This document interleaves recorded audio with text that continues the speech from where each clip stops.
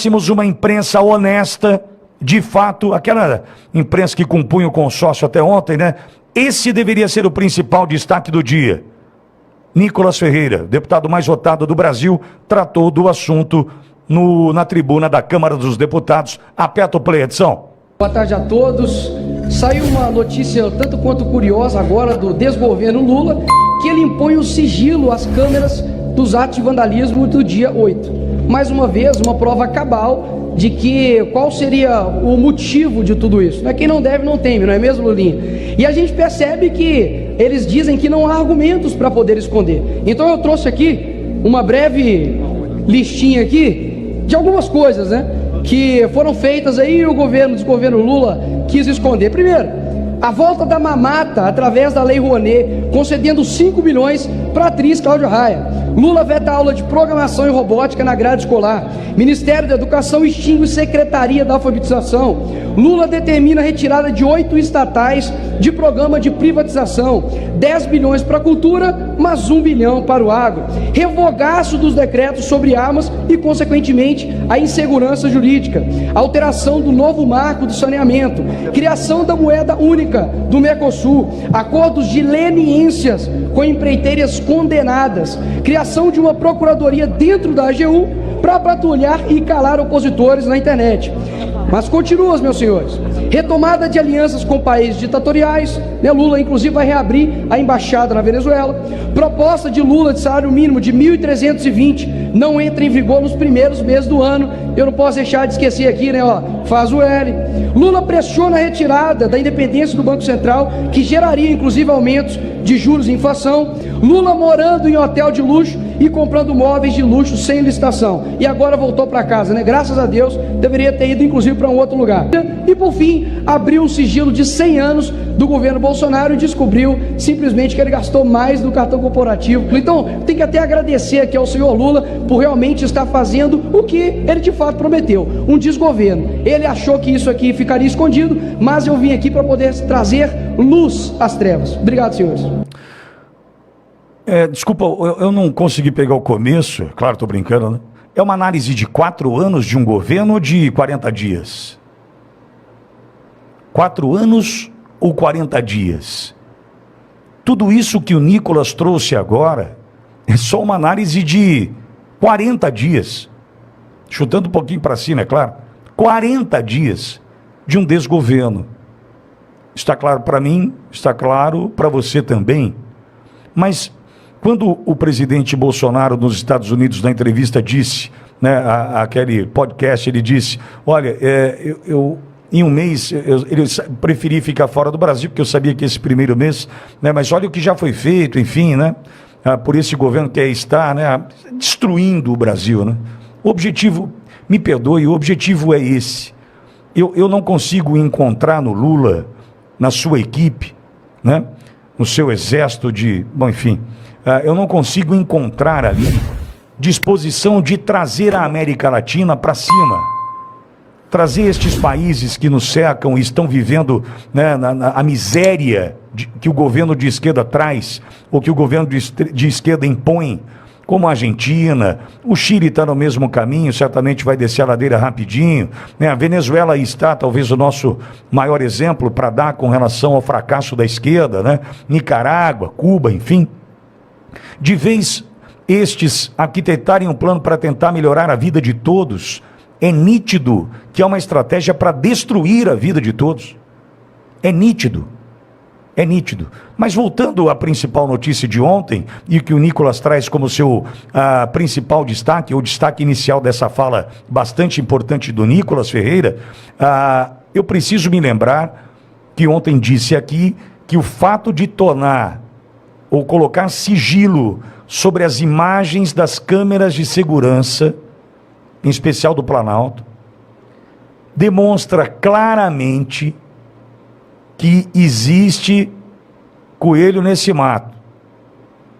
Tem que ter investigação, tem que ter CPI, e a gente tem que entender o seguinte: tudo que alguns diziam foram condenados inicialmente, de que poderiam haver infiltrados, de que poderia ter havido uma facilitação para o que ocorreu no dia 8, pode se confirmar com esta decisão do governo de colocar sigilo sobre as imagens das câmeras. O que elas mostrariam que a gente não pode ver? O fácil acesso dos vândalos? O fácil acesso de quem destruiu o patrimônio público?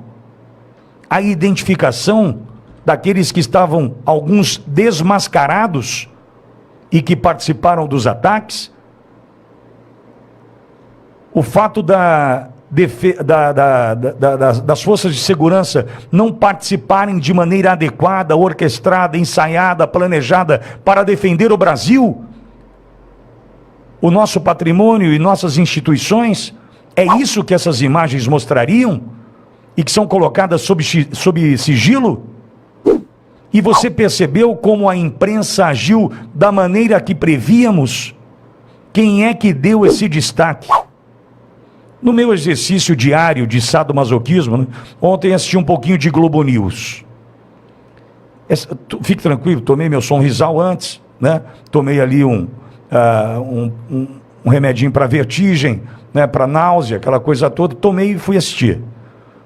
Sabe que Andréa Sadi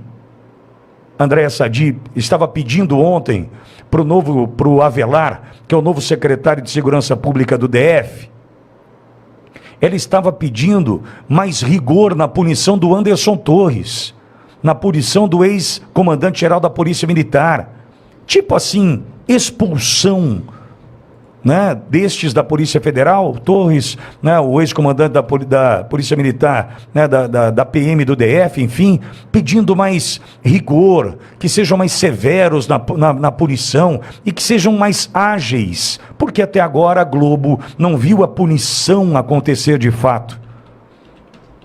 Deixa eu só lembrar essa jornalista de que há um caminho, há um processo, há devido processo legal, há um caminho a ser percorrido, inclusive pelas corregedorias, por sindicâncias que podem ser instauradas, para que a apuração seja justa e não simplesmente do jeito que a Globo quer, não simplesmente do jeito que a imprensa, que compunha o consórcio até ontem, porque interessava a União para destruir o Bolsonaro, queria.